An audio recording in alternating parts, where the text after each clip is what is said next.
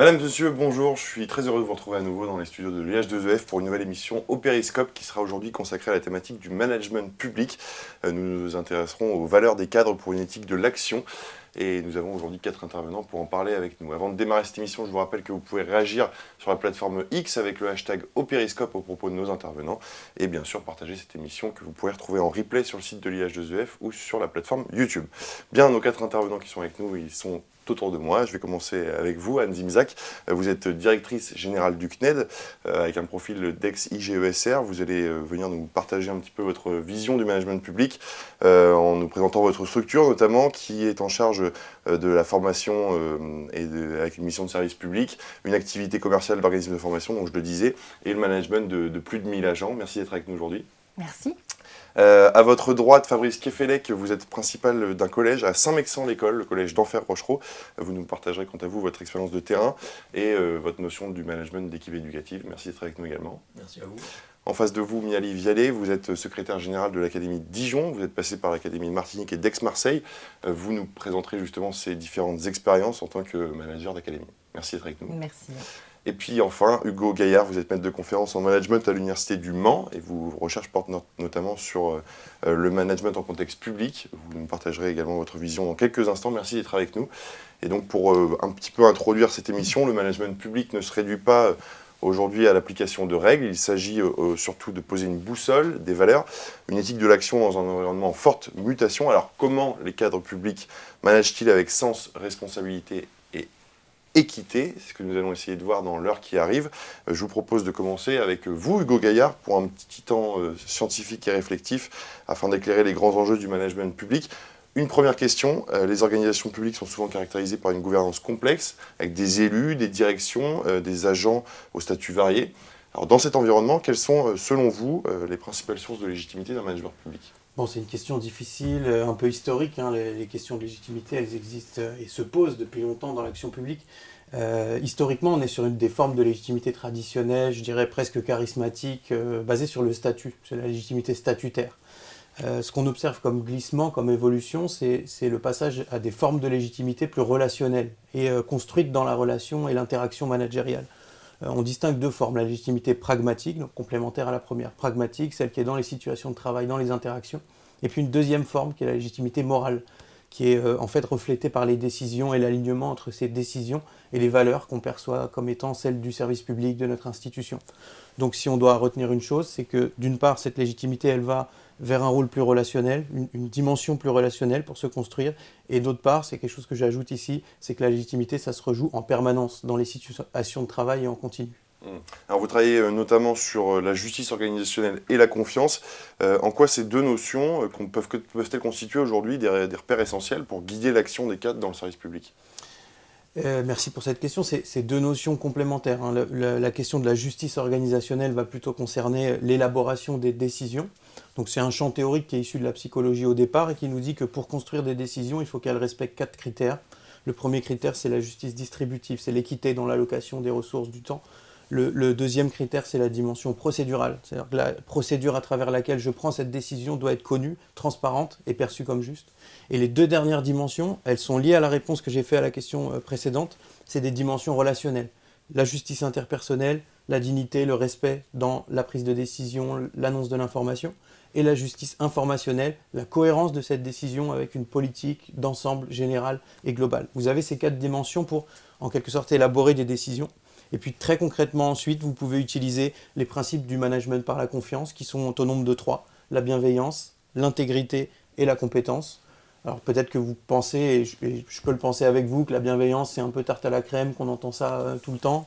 Vous hochez de la tête donc vous confirmez. On ne parlerait pas plutôt de sollicitude ? Ouais, on peut en parler aussi, en tout cas dans les travaux, on parle souvent de bienveillance. Et qu'est-ce qu'on veut dire par là ? Je vous donne quelques exemples de pratiques bienveillantes. Considérer les choses qui sont bien faites au même niveau que les choses qui sont mal faites et leur donner de l'importance, les valoriser. Suspendre le jugement ou accepter que le jugement, c'est parfois sur le temps long. Ou encore partager des informations pour éviter les rentes liées à l'asymétrie d'informations. Ça, c'est des exemples de pratiques qui permettent de lier justice organisationnelle et confiance et ça semble donner quelques éléments pour un cercle managérial vertueux.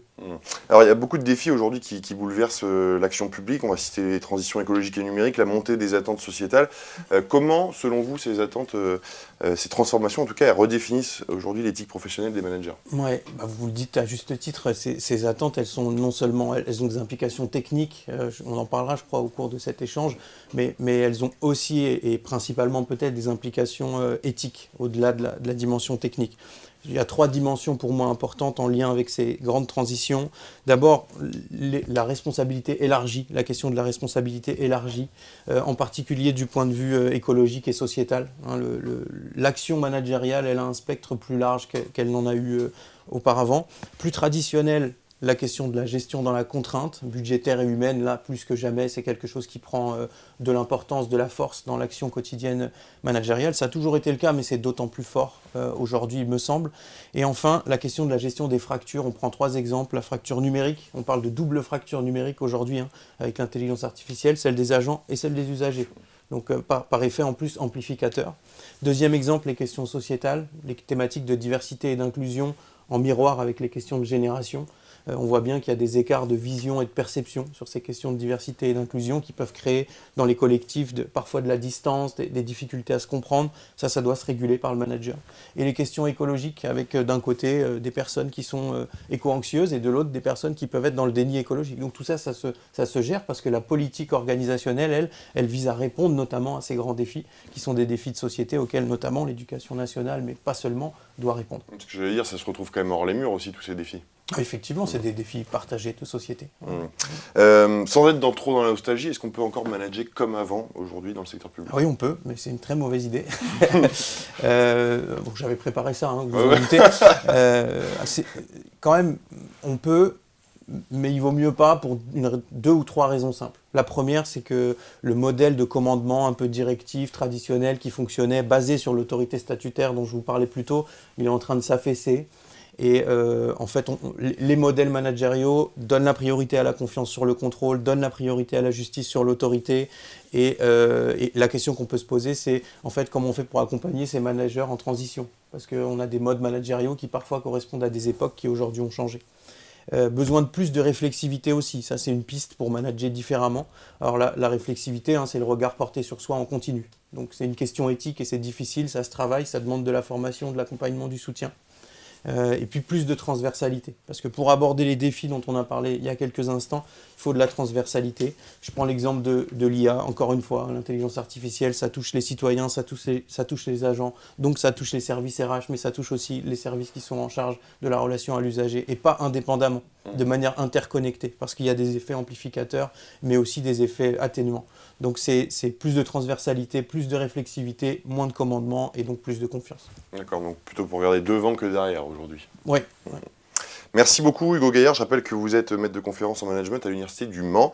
Je vais me tourner vers vous, Mia-Lise Vialet, vous êtes pour votre part secrétaire général de l'Académie de Dijon. Vous êtes notamment passé par l'Académie de Martinique et d'Aix-Marseille, où vous avez pu constater que les réalités de terrain sont assez diverses d'un territoire à l'autre. Comment aujourd'hui on peut concilier une politique éducative nationale uniforme avec justement ces besoins locaux qui peuvent être différents? Et si je vais plus loin, quel rôle joue l'éthique du manager dans cet équilibre? Merci pour cette question de fond, comment mettre en œuvre et déployer une politique nationale dans des territoires divers. C'est le sens et puis l'objectif restent les mêmes. C'est très important de se le rappeler.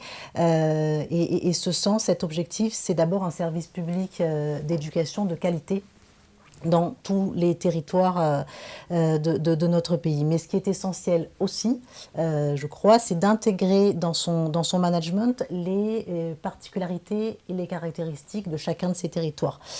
C'est intégrer le contexte qui est nécessairement différent, qu'on soit à Dijon, en Martinique ou Aix-en-Provence.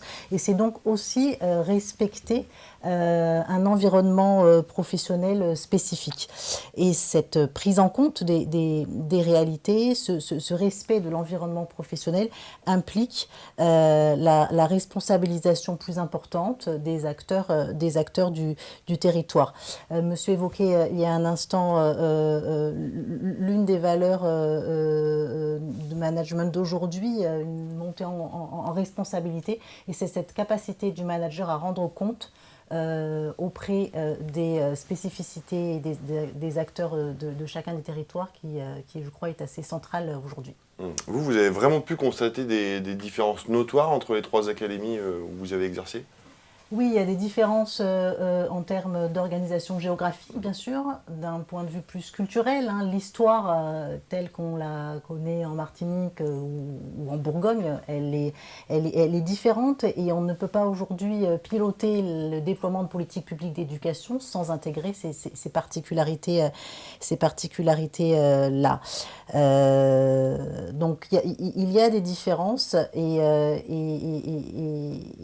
en les intégrant, on ne renonce pas, je crois que c'est important de le dire aussi, on ne renonce pas à cette caractéristique nationale de notre éducation. Quand on intègre la réalité des choses, la réalité des personnes, et puis un point qui me semble essentiel, c'est la réalité du moment. Il y a des moments en fonction de l'endroit qui sont plus opportuns que d'autres. Et quand on intègre tout ça, ça ne signifie pas du tout renoncer, et je crois que c'est même le contraire. C'est donner à ces arbitrages, à ces décisions, toutes les chances et toutes les conditions pour réussir et pour être efficace. Et cette efficacité pragmatique dans le management, dans le pilotage, elle est, je crois, de nature à redonner du crédit et du coup à redonner confiance en l'action publique et en l'occurrence en l'école plus particulièrement. Oui, c'est ce que j'allais dire. Ce mot de pragmatisme, on en a beaucoup évoqué lors de la préparation de cette émission. Pour vous, c'est vraiment la clé aujourd'hui, ça constitue un levier vraiment éthique ? Oui, là aussi je rebondis sur les propos de monsieur tout à l'heure, qui évoquait cette nouvelle forme de management assez pragmatique, où finalement les cadres sont, et c'est tout à fait légitime, attendus davantage sur ce qu'ils font, sur les décisions qu'ils prennent, plutôt que ce qu'ils dictent, ce qu'ils donnent comme consigne, on va le dire comme ça. Et donc on attend d'un manager aujourd'hui d'incarner et d'être ce qu'il dit. Et oui, je crois que ça passe notamment par davantage de pragmatisme. Davantage de pragmatisme, davantage de dialogue, écouter la remontée de terrain, intégrer les conditions de travail des équipes. Oui. Alors tout ça, ça demande forcément de la formation. Et comment on forme aujourd'hui, dans l'Académie de Dijon comme ailleurs, des managers qui sont capables de cette adaptation et surtout de cette écoute active ? C'est un enjeu, la formation de nos cadres, c'est un enjeu central de nos politiques publiques et des conditions de réussite de nos politiques publiques. Il y a 2 niveaux de réponse, me semble-t-il. Évidemment, il y a les contenus de formation autour de l'écoute active. C'est un exemple, mais écouter finalement son interlocuteur de manière attentive, effectivement attentive au sens propre du terme, et non plus directive, ça s'apprend. Et donc, il y a les contenus de formation qui sont à repenser, sans doute, autour de l'écoute active, autour de outiller les managers à être sensibles et à l'écoute des conditions de travail, effectivement. Et puis, sans doute, en termes de contenu aussi, des formations, de l'accompagnement, du soutien sur le rapport à l'autorité, de manière un peu plus large. Le deuxième niveau de réponse, au-delà du contenu, il est aussi sur les modalités de formation. Les formations entre pairs, le co-développement, c'est une nouvelle modalité de formation qui petit à petit prennent toute leur place dans nos organisations. Je crois qu'elles sont aussi tout à fait propices à développer ces nouvelles compétences managériales. Le dernier élément en termes de formation, c'est que quand on travaille sur l'humain, il faut, et monsieur l'a évoqué aussi, se donner du temps pour voir effectivement les effets de ces formations et de cette nouvelle acculturation à nouvelle forme de management. Quand vous parlez de formation entre pairs, notamment de co-développement, Oui. c'est des formations qui sont régulières dans le temps, c'est libre, il y a un rythme qui est imposé, comment ça se passe? Alors le co-développement, par exemple, tel qu'on le déploie dans notre académie, et puis je crois que c'est un process qui existe ailleurs, hein, c'est effectivement des rendez-vous réguliers sur un groupe identique, et donc c'est assez cadré, c'est pas forcément très libre. Oui, c'est pas libre à chacun de se former quand il en a envie, c'est quand même... Non, je crois qu'il faut effectivement piloter un peu les modalités de formation. Et alors, dans tout ça, quelle place prennent les valeurs dans votre comité de direction académique, pardon?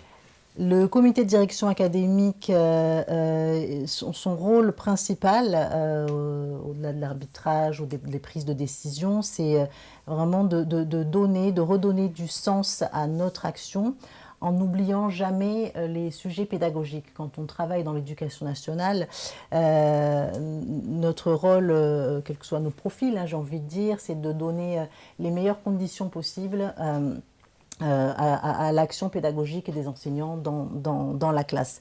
Et donc, rappeler ce sens, c'est l'un des enjeux du comité de direction. L'autre enjeu, il est un peu plus dans la méthode, sans doute, hein, sur cette volonté d'écouter effectivement le terrain, d'être attentif à ces remontées de terrain qu'on évoquait tout à l'heure, être attentif du coup aux conditions de concertation pour entendre effectivement ce qui s'exprime par les différents acteurs, et c'est un des ingrédients de l'installation d'une confiance réciproque. Merci beaucoup Miali Vialet pour ces propos introductifs à notre débat. Nous avons aujourd'hui 4 intervenants, 4 prismes différents. C'était une volonté aussi d'avoir 4 visions sur ce sujet du management public. Je rappelle à nos auditeurs que vous pouvez réagir aux propos de nos intervenants sur la plateforme X avec le hashtag #Périscope et revisionner cette émission en replay sur le compte YouTube de l'IH2EF et le site de l'IH2EF. Anne Zimzak, je me tourne vers vous. Vous êtes directrice générale du CNED. Peut-être en quelques mots d'abord, qu'est-ce que le CNED ?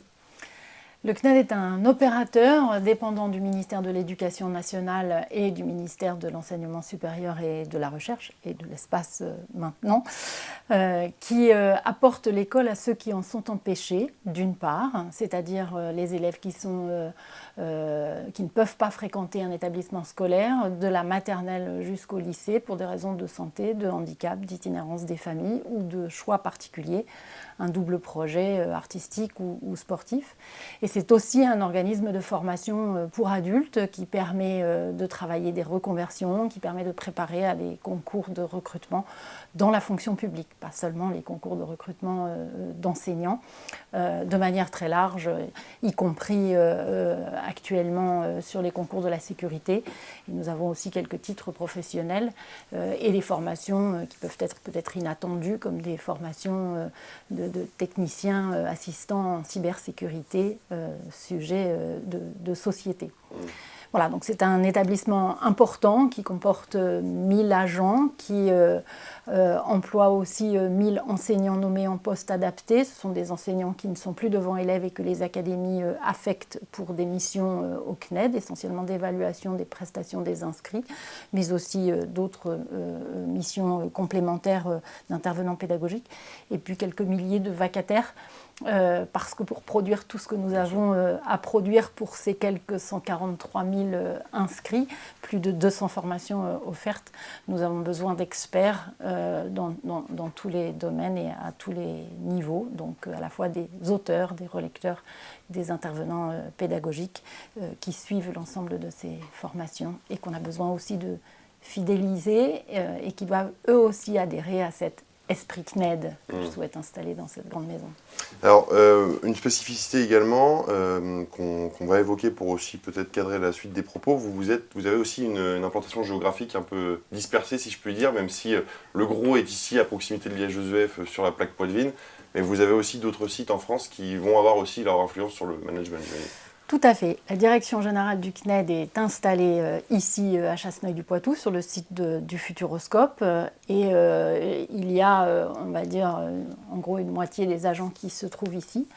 Et le CNED a 6 unités opérationnelles. L'une est aussi à Poitiers, CNED Langue pour les langues pour adultes et quelques offres complémentaires de formation universitaire et de BTS. Et puis nous avons CNED École à Toulouse, CNED Collège à Rouen, CNED Lycée Général et Technologique à Rennes, CNED Pro à Lyon et Grenoble, donc une unité opérationnelle BICIT, et puis CNED Subconcours, unité opérationnelle BICIT aussi, à Vanves, site historique, et Lille. Donc une implantation géographique multiple et du coup une organisation matricielle de l'établissement qui est aussi un peu complexe puisque autour de moi j'ai les membres du COMEX, donc 6 collègues, 2 grosses directions, apprentissage, pédagogie et numérique et une direction du développement commercial et du marketing, puisque nous avons cette activité commerciale, ce qui donne une forte dualité au fonctionnement de l'établissement. Évidemment, secrétariat général, agence comptable et direction des systèmes information. Mon directeur de cabinet a aussi un gros portefeuille et se trouve être évidemment membre du COMEX. Et j'ai d'autres N-1 qui sont ces directeurs d'unités opérationnelles, mais qui ont des relations fonctionnelles avec les autres membres du COMEX et avec les directeurs métiers dans ces différentes directions. Ce qui fait que ce qui est le plus important pour moi, c'est la relation fonctionnelle plus que l'organisation hiérarchique pour servir l'efficacité de l'établissement. Mais ce fonctionnement matriciel et géographiquement éclaté génère une forme de complexité et nécessite une vigilance de tous les instants. J'imagine bien. Et alors du coup, pour revenir à notre sujet, comment l'éthique guide aujourd'hui vos décisions dans cet environnement qui est aussi vaste ?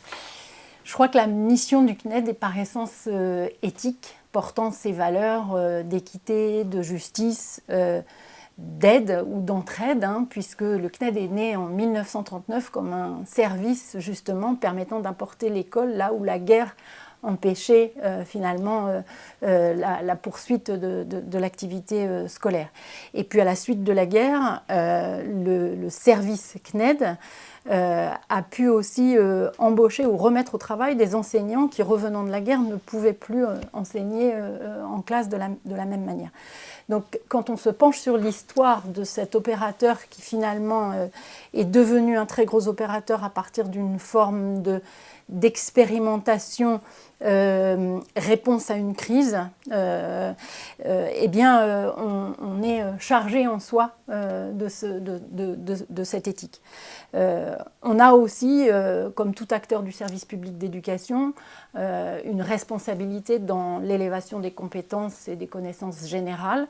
Et pour moi, il y a vraiment cette alliance entre l'activité commerciale et l'activité de service public, puisque accompagner quelqu'un dans une reconversion, croire en la formation tout au long de la vie, c'est croire aussi en la capacité du service public d'éducation initial d'avoir semé des graines pour qu'ensuite on puisse continuer son parcours. La complexité des vies impose aussi que finalement une offre à distance puisse être de qualité présente partout, y compris dans les territoires français les plus éloignés, en Outre-mer et sur d'autres fuseaux horaires, et aussi en réponse aux contraintes financières et organisationnelles des personnes qui peut-être font ça en dehors de leur moment de travail ou sans pouvoir prendre un mi-temps ou un congé de formation. Donc pour moi, c'est vraiment l'essence même de l'objet du CNED qui contribue finalement à cette société d'avenir et évidemment dans le contexte que M. Gaillard a rappelé, dans cette société qui doit être durable. Il faut que les lignes stratégiques de l'établissement se réfèrent toujours à ces enjeux-là, se nourrissent de cette dualité finalement de l'établissement. Et puis, il faut surtout, me semble-t-il, qu'elle soit partagée avec tous, les managers, mais l'ensemble des agents, et qu'elle soit véritablement partagée au sens de comprise par tous, pour que l'adhésion soit vraiment là et qu'on avance tous dans le même sens pour faire perdurer cette magnifique aventure historique. Alors au-delà de l'éthique, vous revendiquez dans la préparation qu'on a eue de cette émission l'idée que la qualité et la performance ne doivent pas être tabous dans le secteur public. Comment on concilie aujourd'hui cette exigence de performance avec quand même le respect des valeurs et de la mission de service public du CNED? Pour moi, c'est le sens de la mission qui est le ciment de cette conciliation. On se lève tous les matins quand on travaille au CNED, en tout cas c'est ce que je voudrais que se disent tous les agents, parce qu'on veut servir la réussite du plus grand nombre. Mais pour servir la réussite du plus grand nombre, il faut s'en donner les moyens. Donc M. Gaillard a aussi rappelé la situation conjoncturelle, les contraintes, notamment les contraintes budgétaires. Et donc c'est là aussi finalement que l'intelligence collective permet de construire des cadres et des process auxquels l'établissement doit adhérer, qui n'empêchent pas d'être dans une logique d'amélioration continue, c'est-à-dire qu'on a un cadre, un process, on l'applique, on l'évalue. On évalue sa pertinence, on évalue la façon dont il amène à une meilleure qualité, à une meilleure performance, et puis on l'ajuste en continu. Il faut évidemment donner les moyens de faire à ceux à qui on demande à faire les choses, donc il faut que ces cadres et process soient élaborés de manière réaliste, et il faut que l'organisation de l'activité le soit aussi. Donc il faut travailler avec l'ensemble des managers à la question de l'organisation de l'activité, de l'anticipation de l'activité, de la planification de cette activité. Donc nous développons les moyens et les outils pour le faire, et les formations aussi. Et puis il faut allier ça à une qualité de vie au travail qui fait partie aussi pour moi des indicateurs d'activité, de qualité et de performance de l'établissement. Donc concilier tout ça peut se faire, selon moi, en considérant que évaluer, c'est donner de la valeur, donc ça n'est pas contrôler un service fini pour le plaisir de jouer au petit chef, c'est simplement contrôler et voir si tout va bien pour remédier aux difficultés. Et puis, on est dans une logique aussi usagée. Et cette logique usagée, nous avons une communauté de bêta-testeurs, nous avons des UX designers. Cette logique usagée, moi, je voudrais qu'elle diffuse dans l'établissement, dans le travail que l'on fait pour les pairs.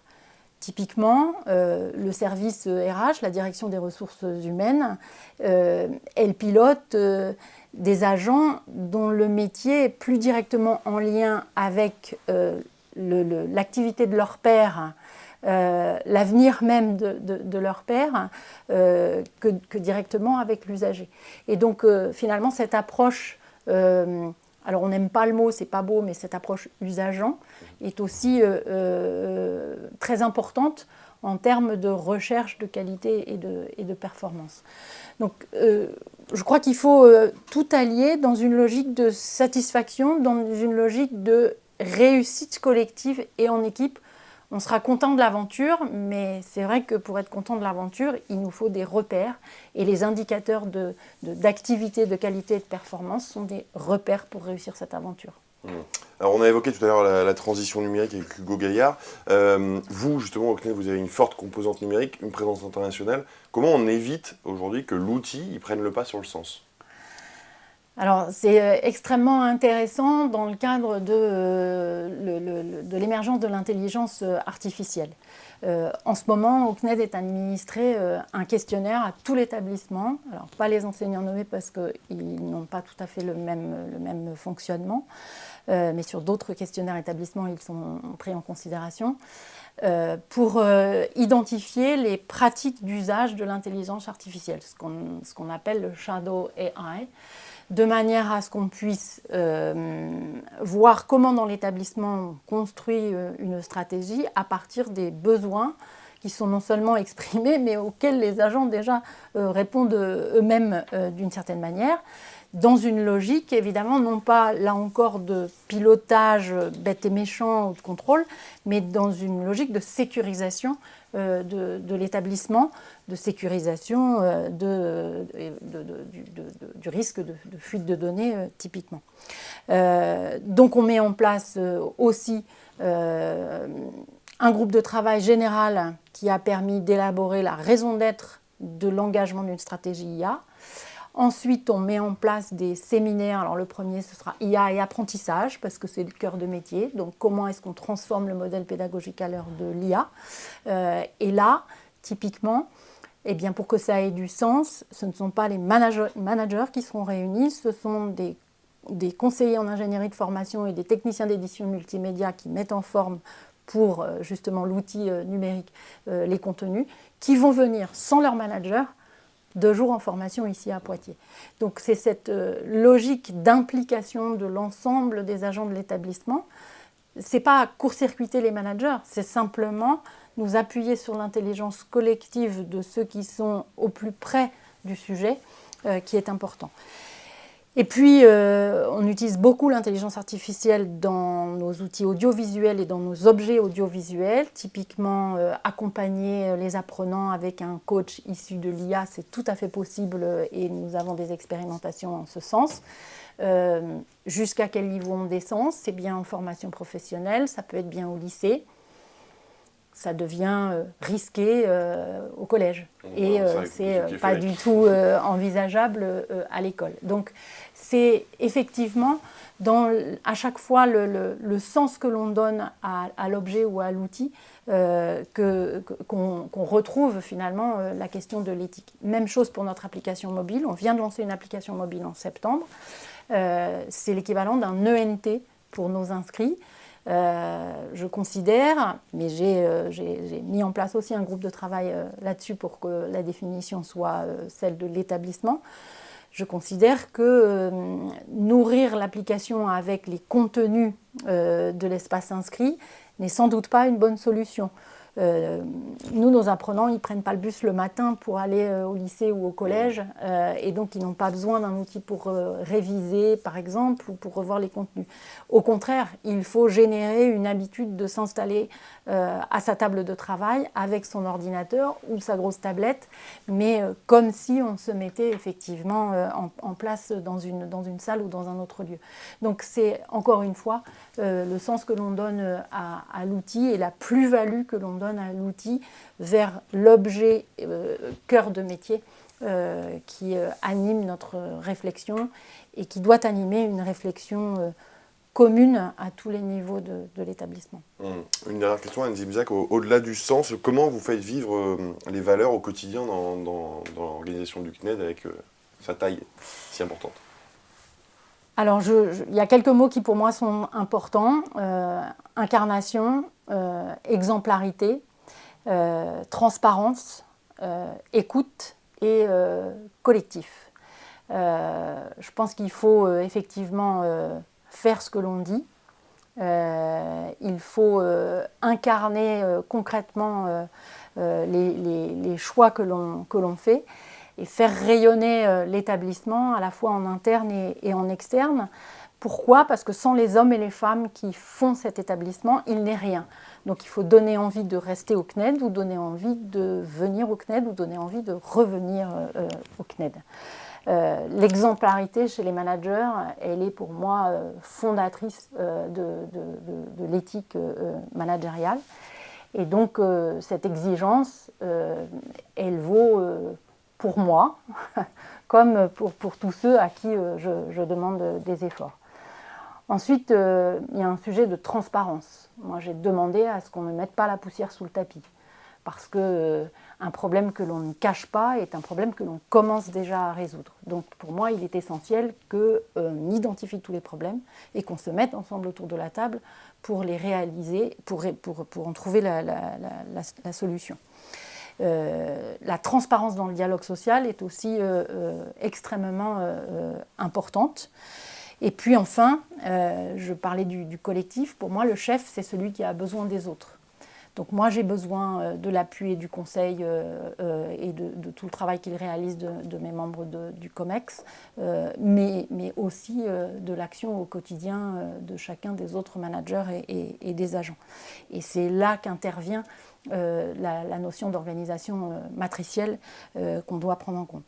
Et puis il y a effectivement une présence, une écoute, donc effectivement être présent le plus possible sur Poitiers, mais de la même manière que quand je suis arrivée, on m'a dit on va faire les visites des 6 unités opérationnelles, donc on est allé passer 2 jours dans chaque unité opérationnelle, et là on a des réunions pour chacun des 3 services identiques dans les unités opérationnelles ascendantes, c'est-à-dire ce sont les agents qui décident de ce dont ils vont nous parler, et puis un point avec le comité de direction élargi de l'unité opérationnelle. À la suite de ces 6 visites, j'ai dit mais comment on fait pour les autres agents qui sont là sur la plaque Poitevine, et jusque-là, rien n'était fait. Et donc j'ai demandé à ce qu'on mette en place, et j'ai démarré à cette rentrée, des temps identiques. C'est-à-dire que je rencontre chacun des services, chacune des directions métiers de la plaque Poitevine. Donc à chaque fois, c'est 1 à 2 heures de réunion. Ce sont les équipes qui décident de ce qu'ils vont me présenter. C'est pour moi absolument nécessaire, pour mettre en réflexion les équipes sur leur propre activité. Ça n'est pas juste au moment de l'entretien professionnel annuel qu'on s'interroge sur son activité, mais on doit pouvoir le faire aussi en équipe. C'est un levier managérial pour les différents niveaux de management. Et donc la transversalité du propos est de mise, la sincérité et la transparence. Tout peut être dit, et effectivement, parfois, certains sortent du contexte précis de leur direction métier. Et ces rencontres-là, tant en unité opérationnelle à distance qu'en local, je veux les faire perdurer chaque année, et dans des formats qui seront évidemment évolutifs en fonction de ce que ça pourra apporter à la fois aux autres et à moi, dans la connaissance très intégrée de l'établissement, de ses forces et de ses faiblesses. Merci beaucoup Anne Zimzak. Je vous propose qu'on s'intéresse maintenant au dernier spectre, celui du collège, dernier prisme qui va nous être présenté par vous, Fabrice Kefelec. Vous êtes principal d'un collège dans l'académie de Poitiers, pas loin d'ici, à Saint-Mexan-l'École, le collège d'Enfer-Rochereau. Je le disais en préambule, qui donc est un collège qui accueille des profils d'élèves très variés. Je vous laisse peut-être nous en parler de cet établissement. Oui, je dirige un collège de 500 élèves. Alors on a un profil varié d'élèves parce qu'on a une unité localisée d'inclusion scolaire, par exemple, pour des élèves en situation de handicap. On a une section d'enseignement général professionnel adapté aussi, ce qu'on appelle une SECPA. Et on a aussi une classe qui accueille les élèves allophones nouvellement arrivés sur le territoire français, donc ce qu'on appelle une UPE2A. Donc en plus donc, de ces sections qui sont un peu spécialisées, avec des élèves avec des profils particuliers, on va dire, voilà, on a ensuite environ 440 élèves qui sont dans des classes classiques. Donc tout ça fait qu'on a finalement énormément de professionnels présents dans l'établissement. Alors il y a les assistants d'éducation, les AESH qui s'occupent des élèves en situation de handicap bien sûr, et les enseignants qui sont présents, mais aussi tout le personnel qui s'occupe donc de l'aide psychologique à apporter à ces élèves-là. Et alors du coup, en quoi cette diversité va influencer peut-être votre manière de manager vos équipes, surtout de prendre des décisions justes et responsables? Il y a parmi les enseignants, par exemple, on a des enseignants aussi bien issus du premier degré, qui enseignent en ULIS ou en SECPA, que les enseignants classiques de collège, qui sont sur le second degré, mais on a aussi des enseignants qui viennent du lycée. On les retrouve sur des ateliers de SECPA, par exemple. Donc manager ces équipes qui sont très hétérogènes en termes d'enseignants, c'est en fait accepter qu'ils aient une culture professionnelle différente et donc une exigence différente au niveau des élèves. En ULIS, par exemple, l'enseignant il accepte que l'élève se lève, se promène dans la classe, parfois sorte dans le couloir parce qu'il y a un trop-plein et il faut que l'élève ait un sas pour pouvoir sortir de la classe. Et c'est quelque chose qui est complètement interdit par bon nombre d'enseignants au niveau des classes classiques. Donc voilà, il faut s'adapter donc aux enseignants et leur proposer donc une réponse qui est adaptée au niveau d'enseignement qu'ils ont. Vous m'indiquiez en préparation de cette émission que vous accordez une grande importance au dialogue, à la transparence, au travail en équipe, notamment avec votre adjoint, également avec les enseignants. Comment ces choix relèvent-ils selon vous d'une éthique du management public ? Alors moi, mon objectif de management, en fait, c'est l'engagement des équipes. Et l'engagement des équipes, pour moi, c'est primordial pour faire fonctionner un établissement. Alors l'engagement, c'est bien sûr l'engagement auprès des élèves, mais c'est aussi l'engagement lorsqu'on monte un projet innovant grâce au CARDI par exemple. Le CARDI, c'est la cellule recherche et développement au niveau du rectorat.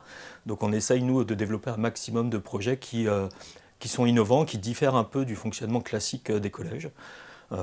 L'engagement des enseignants aussi, c'est lorsqu'on réalise l'auto-évaluation de l'établissement. Je dis ça parce que c'est d'actualité actuellement dans l'établissement. Donc comment est-ce qu'on fait pour engager les enseignants? C'est une nécessité d'expliciter systématiquement ce qu'on fait et ce qu'on veut mettre en œuvre avec eux. Par exemple, nous mettons en place un conseil pédagogique collaboratif. Voilà, grâce au CARDI, c'est une expérimentation qui est menée. Et ce conseil pédagogique sort complètement de ce qu'on connaît habituellement, étant donné que ce sont les enseignants qui proposent un ordre du jour et qui travaillent plus de 3 heures pour présenter eux-mêmes ensuite à l'ensemble des équipes le contenu du conseil pédagogique. Et donc, un enseignant qui arrive dans l'établissement ne connaît pas le dispositif. Si on veut qu'il s'y engage, il faut véritablement tous les ans recommencer l'explication et montrer que ça a un intérêt, qu'on change un peu les habitudes, qu'on fait juste un pas de côté par rapport à ce qui est fait habituellement, mais que ça a un intérêt parce qu'on réussit à monter comme ça un collectif de travail, et c'est grâce à ce collectif qu'on réussit à avancer. Vous m'expliquez, pareil, en amont de cette émission, que vous allez jusqu'à même parler de financier avec vos équipes, ce qui ne se fait pas dans tous les établissements, pour encore une fois donner de la transparence, expliquer comment ça fonctionne finalement un établissement scolaire. Mais, parler du financier, c'est comme parler du reste. Pour moi, il y a aucune... on ne va rien cacher ou on ne va rien mettre sous le tapis, comme ça a été dit précédemment. Ça fait partie des contraintes. Et donc, lorsqu'on veut expliquer un projet, on explique toutes les contraintes, toutes les nécessités de service. Et donc, le financier, c'est quand même ce qui est avant tout nécessaire pour pouvoir mener à bien un projet. Donc oui, on parle du financier. Là, on est sur le budget 2026. Donc, on ne connaît pas véritablement l'enveloppe financière pour 2026. Voilà, j'accepte qu'il y ait des projets qui s'envisagent, mais je ne donne pas mon aval pour l'instant parce qu'on ne sait pas comment on va pouvoir budgétiser l'année 2026. On fonctionne en année civile dans les établissements. Est-ce qu'au-delà de ça, c'est aussi une manière pour vous de dire peut-être qu'un jour ce sera vous qui serez à ma place et je vous prépare aussi à cette opportunité? C'est un partage des préoccupations. Alors, est-ce que les enseignants soient à ma place?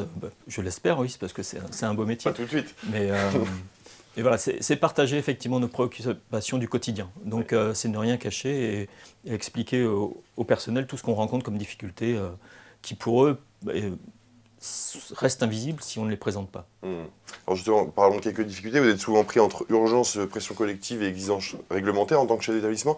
Quels repères personnellement utilisez-vous pour garder une ligne éthique dans votre action quotidienne? Alors, on a effectivement beaucoup de pression, mais il faut à tout moment garder une cohérence managériale pour moi. Si on garde un cap et si on reste cohérent dans nos propos, on réussit à conserver la confiance des équipes enseignantes notamment. Et donc oui, on est sous pression, oui parfois on doit agir dans l'urgence, mais je pense que la réponse ne doit pas jamais être immédiate. Parce que voilà, on peut se tromper. On reconnaît aussi avec les enseignants que l'erreur est admissible, mais il faut parfois éviter de se tromper parce qu'on perd à ce moment-là l'adhésion. Donc voilà, pour ne pas se tromper, il faut rester calme, il faut pas être d'un tempérament trop nerveux, et voilà, prendre du recul et justement consulter ses équipes, notamment le principal adjoint. Et ça, c'est important. Ce n'est pas le cas dans tous les établissements. Dans beaucoup d'établissements, le chef d'établissement est seul, sans adjoint. Et ça, je pense que c'est une réelle difficulté au sein de l'action managériale parce que le temps de recul, le temps de dialogue avec ses proches collaborateurs permet d'adapter la réponse à une question qui nous est faite. Pardon. C'est intéressant ce que vous dites. Vous me disiez ne pas voir votre adjoint comme votre inférieur hiérarchique, si je puis dire, mais vous étiez plus en train de me dire que c'est votre collègue finalement, que vous partagez le travail. Est-ce que vous pouvez nous expliquer justement cette relation que vous avez, qui vous sert au quotidien? On se partage certaines activités quand même, parce qu'on ne fait pas tout à deux, parce que ça deviendrait trop chronophage. Mais effectivement, pour la prise de décision, c'est des rencontres. Nos bureaux sont situés très près l'un de l'autre, et donc on réussit à partager, voir l'avancement d'un projet, ou voir aussi la prise de décision quand... à une moindre remarque d'un enseignant, par exemple, qui est mécontent. On réussit à dialoguer quelques minutes pour dire aussi comment est-ce qu'on va répondre à un enseignant mécontent, par exemple. Voilà. Quand je dis qu'on prend son temps, je reprenais l'image de la boussole. En fait, on sait toujours vers où orienter la boussole, mais il faut toujours attendre que l'aiguille se stabilise correctement pour voir le cap à donner. Une belle image, on va la garder. Peut-être une question également sur la formation. Je ne vous l'avais pas noté ceci, mais en réaction au propos de Mialy Vialet tout à l'heure, comment vous, en tant que chef d'établissement, vous vous formez? Est-ce que vous échangez avec vos pairs également sur des bonnes pratiques? Qu'en est-il dans votre académie, celle de Poitiers? Alors moi, je fais partie du plan d'accompagnement managérial au niveau de l'IH2EF, effectivement, sur le volet 2, donc les compétences du manager. Donc oui, on travaille sur la formation des cadres, et l'objectif, c'est reprendre un peu ce que vous avez présenté tout à l'heure, mais on travaille aussi sur l'animation d'équipe, parce que c'est très important d'avoir une équipe qui soit à votre écoute. Et dans l'animation d'équipe, on sous-entend aussi tout ce qui est respect et attention portée aux enseignants et aux équipes de manière générale. Et je pense que c'est grâce au respect qu'on réussit aussi à montrer aux équipes qu'on est présent et qu'on est là pour les aider. Et c'est ce qu'on... Alors on n'est pas sur un pied d'égalité bien évidemment, parce qu'on est avant tout chef d'établissement, mais c'est ce qui fait qu'on partage un maximum de valeurs avec eux également. Alors ça répond déjà partiellement à la dernière question que je voulais vous poser. Comment faire vivre une éthique partagée dans un établissement de 500 élèves et 70 adultes? Ça a plutôt aussi été dit précédemment, il faut avoir une parole qui est stable et cohérente. Et donc avec une parole stable, on réussit à conserver les équipes partie prenante de ce qu'on veut mettre en place. Et ça, c'est extrêmement important. Je reviens sur l'engagement à ce moment-là des équipes. L'attention portée aussi aux élèves et donc aux enseignants, c'est quelque chose de primordial.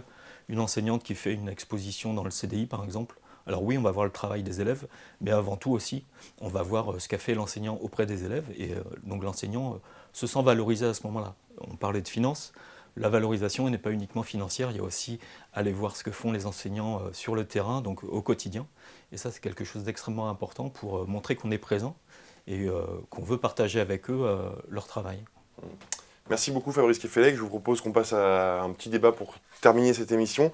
Je vous ai préparé 4 questions. On va voir si le temps nous permet de vous poser les 4 questions. La première est très simple. Les textes et les règles sont indispensables. Mais sont-ils suffisants aujourd'hui pour garantir un management juste? Et quelle est la part justement de la boussole personnelle que vous évoquez tous, plusieurs, du cadre? Qui souhaite répondre en priorité à cette question? Je peux donner quelques mots si vous voulez. D'abord, je veux dire que les organisations publiques et parfois leurs dirigeants, dirigeantes ont tendance à renvoyer la responsabilité aux individus. Je veux dire que pour ces questions de responsabilité, il y a les responsabilités individuelles et il y a la responsabilité organisationnelle. C'est important de poser toujours la question en interface. Et donc, si on a les conditions réunies d'une responsabilité organisationnelle pleine et entière en termes de soutien, dans un contexte contraint qu'on connaît, mais la question de la réflexivité me semble être un point sur lequel je voulais revenir. Donc, l'attention soutenue sur son propre comportement.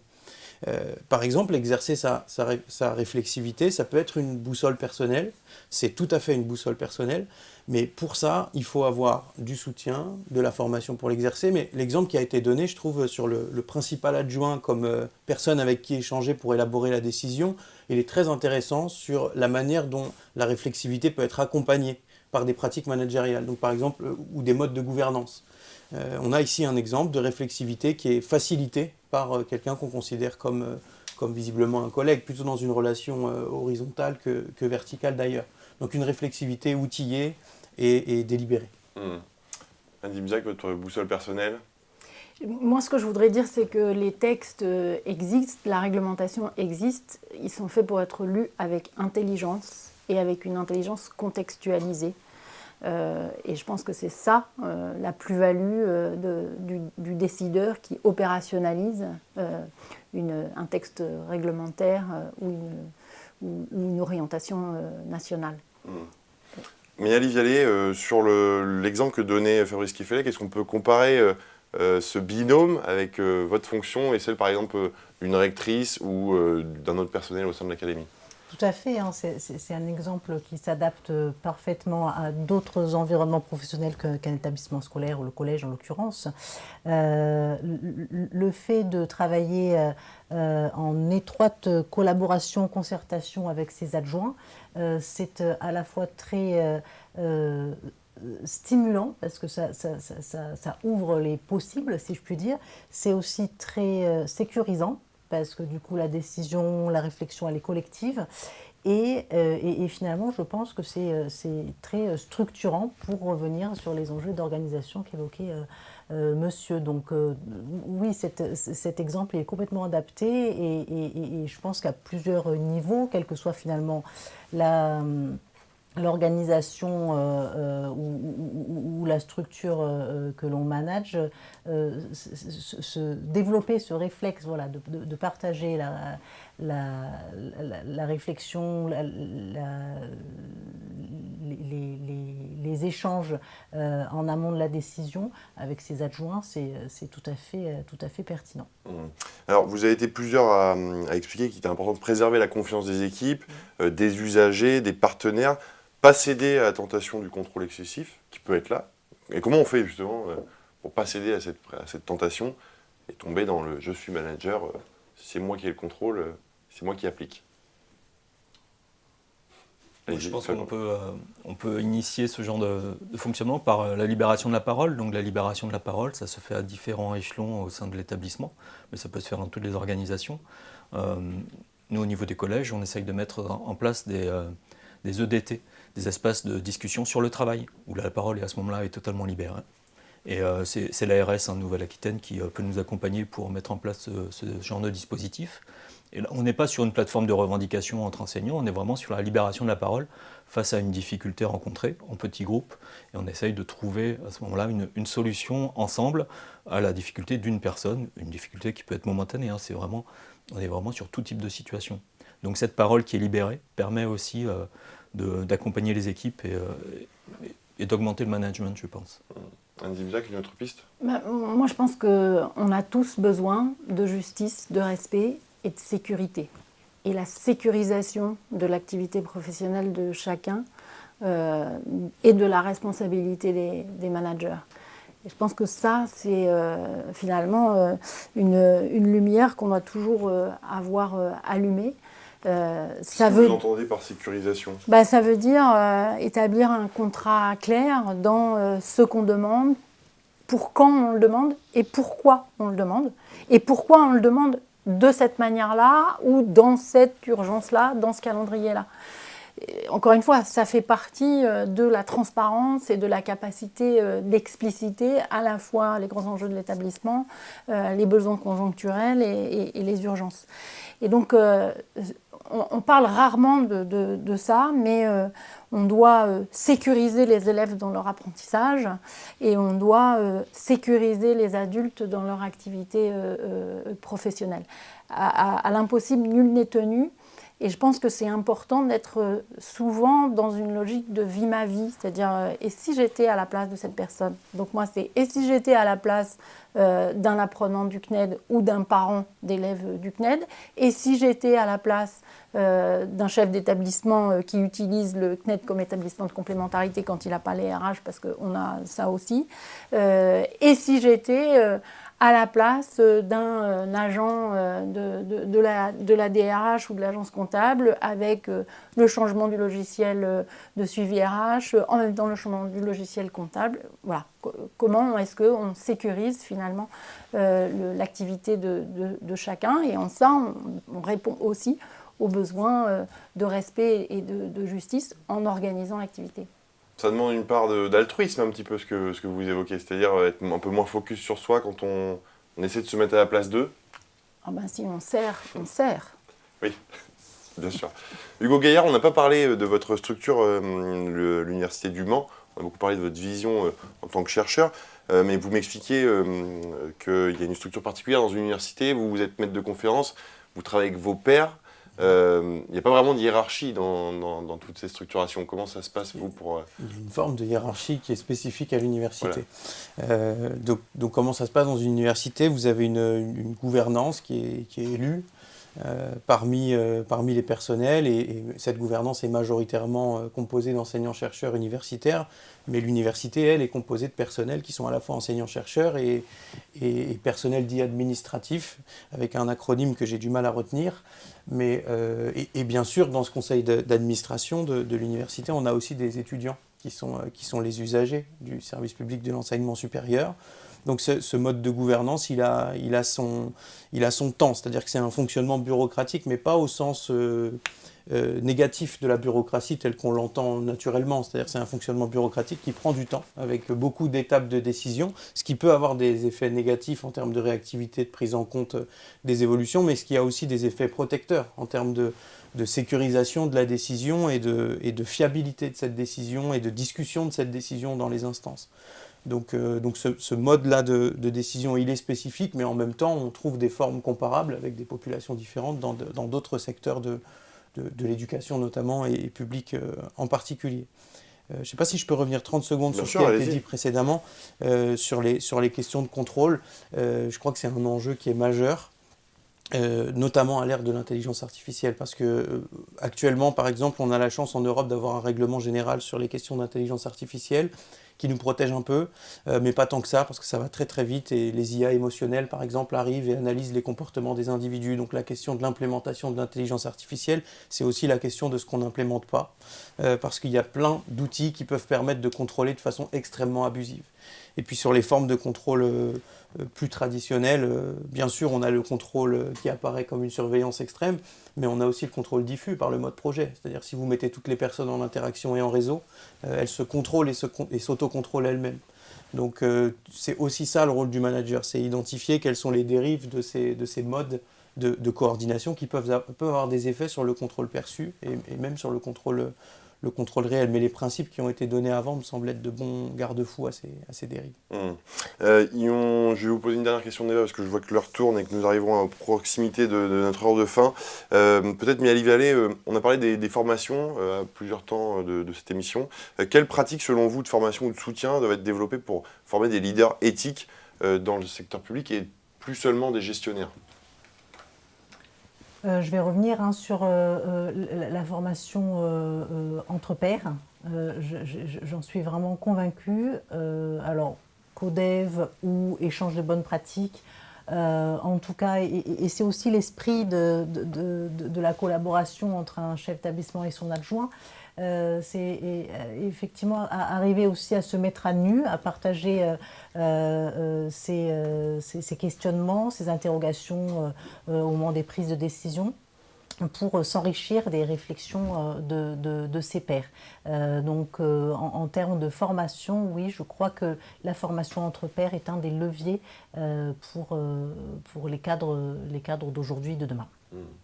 Est-ce qu'il fallait que sur cette question de la formation ? Oui, c'est le mentorat, c'est le retour d'expérience, c'est l'animation d'équipe.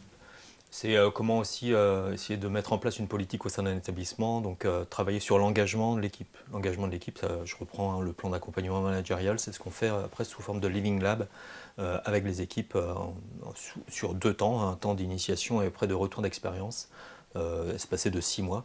Et donc avec nos pairs, on travaille sur la prise en compte de ces nouvelles expérimentations sur le terrain et avec un retour d'expérience.